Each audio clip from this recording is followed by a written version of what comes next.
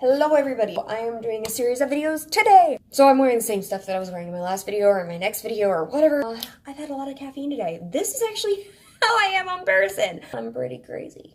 I'm getting more used to being by myself, and so I'm able to like, on camera, yay. So, how I got to Korea. So for me, my process was pretty easy. Basically, I was in class one day and my teacher's like, hey Jess, so my old secretary is actually a recruiter for a school in Korea. They are looking for an English teacher and I think you'd be great for the job. And I was like, okay, I'll think about it. And then I was like, yeah, I'm gonna do that. Well, it didn't quite work like that. I knew it's what I wanted to do, but I tried to say no, and then I ended up saying yes, and then I ended up here. Basically, when I finally decided, yes, that's what I was gonna do, I contacted my teacher, but my teacher was in China. She, wasn't answering. Only, slowly, I finally started getting, emails from her, and then she sent the information to the recruiter for the school, and then the recruiter for the school contacted me, and then through that guy, I talked to the old teacher head, and then she contacted me, and then the guy walked me through sending me information about exactly what all I needed to get to come here. Then she interviewed me and also helped me figure out what all I needed to get to come here. So anyway, so in order to come here, after I got the job, when my interview was super easy. I sent them my resume, and then the interview was 30 minutes of me, or 10 minutes of me and her talking, and she asked me 3 different questions, and then she was like, now do you have any questions for me? And I had a whole list, because I do my research, and I wanted to know a lot of information. So I went ahead and I asked her everything on that list, and I guess that was good, because I got the job. And before the interview was even over, she was like, okay, so I'm going to talk to my boss, and you should totally come to Korea. I want you to come to Korea. When you come to Korea. And I was like, okay, it sounds like I got the job. But I didn't know for I think it was 3 days? Yeah, 3 days. And then they sent me the list of things I needed to get done, the contract, everything. So after I received that, the things that I needed to get, so I had to get a lot more than what they actually said. So step by step, I had to get, obviously, my passport, which I didn't have my passport, so I had to get that quickly, because all of this happened in a matter of 2 months, if that. No, I got the job on my birthday. I got the notice that I got the job on my birthday. My interview was on June 19th. I got the job on June 21st, right before midnight, so it was barely on June 21st. And then on August 27th, I was in Korea. See, nobody explained this at all to me. They gave me the step-by-step of what I needed to do, but then some of the stuff was wrong. So I'm actually going to go through individual things to explain exactly what you need to do for certain things, because they weren't there. They gave the wrong stuff. I then had to get my passport. I had to get my passport expedited because of the fact that I didn't have much time. Order my background check. I ordered 2 copies. Thank goodness. When I sent it to go get apostilled, they lost it in the mail. So make sure to get 2. But I did get my money back for the whole thing, so I only paid for the copy. So I only paid $5 for my background check. Other than the background check, you're also going to need your diploma, a copy of your diploma. I actually was not going to get my diploma until after I got to Korea. So what I could do was I asked them to see if this was possible. If you're going through EPIC or GEPIC, it is not possible, I do not believe, but I could be wrong because I did not go through EPIC or GEPIC. But if you do not have your actual diploma, then you can go to your school and you can request a letter stating that you will be graduating at a certain date. So it's a letter of intent to graduate.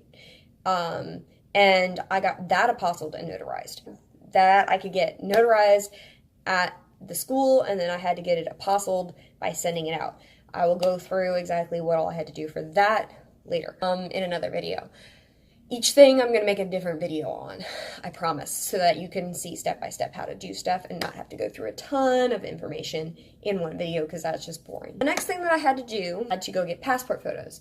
They told me that I didn't need that many passport photocopies. I ended up needing like, I think I got 6, and I ended up using all of them.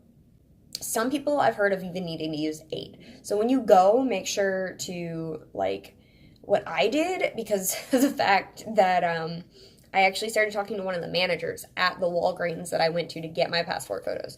So I went to her and I was like, hey, so it's $14 to get your passport photo taken and you get only 2 copies. I was like, so do I have to pay that $14 for every 2 copies? And she's like, technically yes, but I will do this instead. I will charge you for just an extra copy, like for like an actual like 2 by whatever it is. I think it's 2 by 3, 2 by 3, or yeah, I think it's 2 by 3, 2 by 3 photo.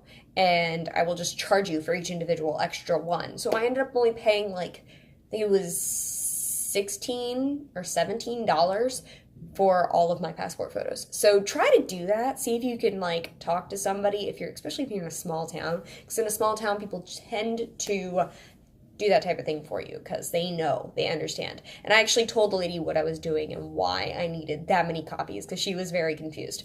And that actually helped as well because she thought it was really cool.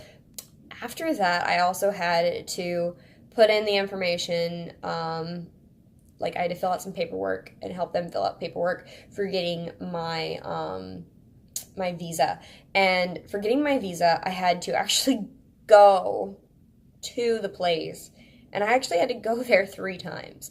So keep that in mind. I will explain that in another video so that you know exactly how it works, because if you don't know how it works, you might end up like basically in a very big bind. I thankfully lived near where I needed to go. Some people don't. So my TEFL, I went ahead and got it. I actually ended up not needing it. I had already purchased it and everything and started it when they told me I didn't need it. But it's great to have. I mean, it's a certification that I now have, and I can put it on my resume and everything. It's great. But the TEFL I got online, so you do not have to go into class for it. And it doesn't actually have to take you 120 hours. Now, a lot of places require 120 hours. Some places require more. Some places require less. I did the 120-hour one because that's what EPIC requires. EPIC is now preferring that you do in class rather than online, but they will still take you online. And mine basically was quick, straightforward. It was not difficult, but at the same time, you only have a certain amount of chances to take the test. So you might have to take the class again if you fail, and the class is not exactly cheap. So keep that in mind. Take good notes. Do not just fly through it. Don't act like it's nothing, because it is important, and you do actually have an exam to take at the end, and you have to make a lesson plan and a couple other things. But again, I will do another video on that later. That's it. So basically that's how I got here into Korea. I did all that. They had me find the flight, and then they purchased it. However, my flight was the day after I got my visa. Like, I told them, I was like, I'm picking up my visa in the morning. They're like, oh, okay, great, so you can fly out the next day. I'm like, what? I guess. Yeah. So, yeah. Anyway, so I hope that helps. I will see you guys in my next video where I explain how to get certain things. I'm not exactly sure which one's going to be next. I'm kind of just trying to make sure I get all this stuff. I'm gonna open my notebook and see which one's next. Talk to you guys later. Hope that was helpful for everyone. Forgot to say, if you enjoyed this video, please do not forget to give it a thumbs up and subscribe to my channel if you have not already subscribed. I would greatly appreciate it. If you have any questions or you have any suggestions for videos you want to be made, go ahead and pop them down below and I will take a look at those. And I will see you guys next time. Forever yours.